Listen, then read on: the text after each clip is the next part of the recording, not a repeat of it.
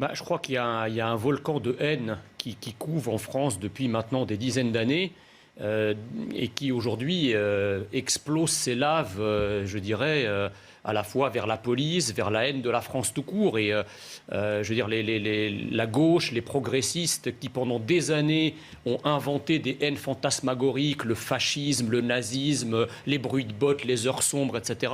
En fait, ils se sont aveuglés sur la montée en puissance de la véritable haine qui gangrène notre pays et qui est une haine à la fois anti-flic et une haine anti-française. Voilà. Alors, j'entendais la représentante de la majorité il y a un instant nous expliquer qu'il n'y avait pas de... Bréjon, elle s'appelle. Voilà, Madame Bréjon nous expliquait qu'il n'y avait pas de fracture dans la société, que la majorité des Français soutiennent les forces de l'ordre. C'est le cas, la majorité. C'est le cas, heureusement. mais enfin, je dirais qu'on peut quand même voir le réel tel qu'il est. Hier, vous parliez tout à l'heure du très émouvant rassemblement qui a eu lieu à Avignon en soutien donc à la mémoire d'Éric Masson qui a été tué par des racailles, parce que c'est comme ça qu'il faut les appeler, quelles que soient leurs origines et quelle que soit leur couleur de peau par ailleurs.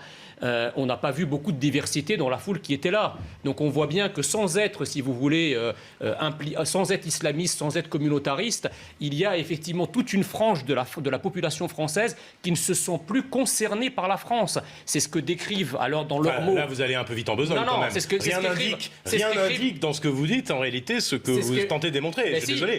Non. C'est pas parce qu'on n'était pas en train de manifester en hommage, et c'est très bien d'avoir fait, que pour autant l'ensemble des gens... Vous sous-entendez en gros qu'il n'y avait pas de blacks et de rebeux dans la manifestation, et que du coup tous les blacks et les rebeux seraient du côté de ceux qui n'aiment pas ni la France ni les flics. Je trouve que c'est indigne de dire ça, monsieur, c'est tout. Vous n'avez pas à dire ça. Vous n'avez pas à dire ça. Je pointais juste ce que nos yeux voient, parce que je sais que c'est... Arrêtez, c'est des sous-entendus qui sont nauséabonds. Oui, mais ce que nos yeux voient, c'est quoi? C'est qu'effectivement, il n'y avait pas de blacks et il n'y avait pas de rebeux. Mais vous en tirez des conclusions hâtives, monsieur. Mais non, alors, dites-moi quelles conclusions vous en tirez. Encouragez, mais je n'en tire aucune. Voilà, c'est bien ça le problème. Là, ce qu'on attend, c'est des solutions. Je dis juste qu'il y a toute une partie, c'est juste la réalité. Il y a toute une partie de la population qui ne se sent pas concernée par ce que devient la France, qui ne partage pas nos peines, qui ne partage pas nos bonheurs, qui ne partage plus rien. C'est une sécession culturelle. Je veux dire, vous aveuglez là-dessus, c'est vous condamner à ne jamais traiter le problème. Restez prudent, mais ce qui frappe et ce qui fait froid dans le dos, c'est que probablement un dealer, trafiquant de drogue, qui bascule et qui abat de manière froidement un représentant des forces de l'ordre. C'est aussi cela qui doit tous nous saisir. C'est ce basculement d'une délinquance vers une criminalité. On va voir si elle est organisée ou pas, mais en tous les cas assumée. Il y a une étape qui a été franchie. Enfin, moi, je ne suis pas très vieux, mais je viens d'une génération où le grand banditisme, on disait, d'ailleurs c'était dans les films, il ne faut jamais tirer sur les flics. Et le fait de tuer un policier, ça avait des conséquences absolument incalculables parce que derrière, vous avez la hiérarchie policière qui réagissait, vous aviez une justice qui condamnait fortement, etc.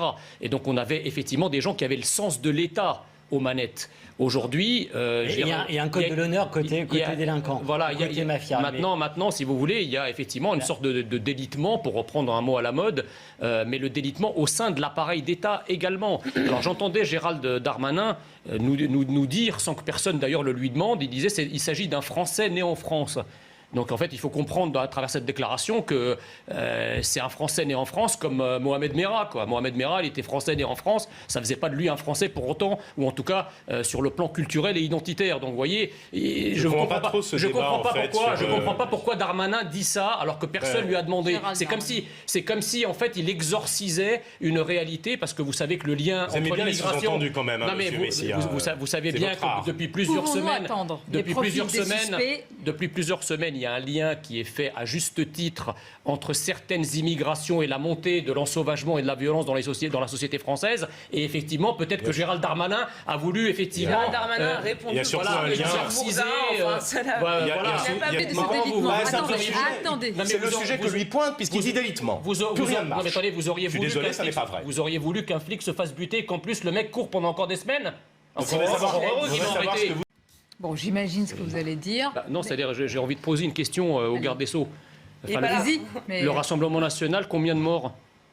Enfin, au lieu de s'exciter à chasser le Rassemblement national en traitant de menace pour la démocratie, ce sont ces mots. Enfin, la menace pour la démocratie, pour moi, ce sont les flics qui sont abattus, ce sont les flics qui sont chassés, ce sont ces commissariats qui sont attaqués, ce sont tous ces représentants, qui soient élus, pompiers, qui sont en permanence harcelés et attaqués. C'est ça la menace pour la démocratie. C'est pas de s'inventer, encore une fois, des menaces fantasmagoriques contre lesquelles on se drape des oripeaux du héros, d'accord? Donc, Monsieur Dupond-Moretti, plutôt que d'aller faire le kékou dans le Nord, en allant effectivement faire du calcul politicien, parce que de quoi il s'agit? En fait, Emmanuel Macron a envoyé Dupond-Moretti dans le Nord pour dézinguer Xavier Bertrand. C'est le seul objectif, pour pouvoir l'affaiblir à la présidentielle. Et pendant ce temps, la Maison France brûle. Donc, Monsieur Dupond-Moretti ferait mieux de rester à son ministère pour traiter le problème qui est un problème grave. Vous partagez des années la guerre, quelle population? La population, les Français les populations qui aujourd'hui sont peut-être en désaffection ou tout un problème. Attendez, mais la gauche a combattu les polices municipales. Mais oui, mais moi je veux bien. Mais c'est pas la population française qui est en désaccord avec les flics. Je ne suis pas la gauche. Je ne suis pas contre une police municipale. Donc vous pouvez remonter à Mathusalem. Je sais bien que c'est les 40 ans de pouvoir de François Mitterrand. Enfin, moi j'avais 10 ans quand Mitterrand, ou même pas, quand Mitterrand a pris le pouvoir. Donc on peut me ramener toujours à la gauche antédiluvienne. Moi je vous dis concrètement ce que nous, à gauche, on propose. À Jean-Marie Le Pen il y a un instant, ça vous dérangeait pas. Mais la question, elle n'est pas entre la police et la population. Ce qui vient d'être dit, c'est entre la police et certaines populations. Enfin, dans les beaux quartiers de Paris, de Lyon ou de Marseille, la population n'a aucun problème avec la police. Donc arrêtez de vous voiler la face. Le problème, il est entre la police et certaines immigrations. Voilà, dites les choses. Ce combat-là, sur le terrain de la morale, ne fonctionne plus. Et donc, pour combattre Marine Le Pen, je termine. Il faut. Excusez-moi, monsieur Messia, c'est bon. Pourquoi on l'interdit pas alors? Si c'est une ennemie de la République, une ennemie de la démocratie, normalement, il y a un parti qui défend des règles antidémocratiques et anti-républicaines. Elle doit être interdite. Elle vient de vous dire le contraire, monsieur. Elle place ça sur le plan de la morale. Non, justement, vous m'écoutez pas. Je vous dis que, quand bien même j'en suis profondément convaincu, dire que Marine Le Pen. Excusez-moi, soit vous me laissez terminer, soit vous me laissez terminer, soit vous venez pas en plateau, mais en fait, le principe d'un débat, c'est qu'on s'écoute. Donc, si. Non mais excusez-moi. Encore une fois, ça ne suffit plus d'aller sur le terrain de la morale. Il faut aller sur le terrain des idées. Il faut aller sur son terrain. En l'occurrence, les Hauts-de-France, c'est son terrain. Et donc je pense que c'est au contraire tout à fait salutaire que Éric Dupond-Moretti aille oser l'affronter encore une fois sur le terrain des idées et pas des idées incantatoires ou des discours incantatoires comme il vous répond. Ce qui est une stratégie totalement débile, parce qu'en y allant, finalement, il va offrir la région à Sébastien Chenu et donc il va donner une région au Rassemblement national. Donc plus débile, on ne fait pas. Se soumettre à l'exercice démocratique, ce n'est jamais débile. Je vous engage à vous présenter à les élections. S'il vous plaît, je reviens. C'est la cuisine de la marmaille électorale qui... J'espère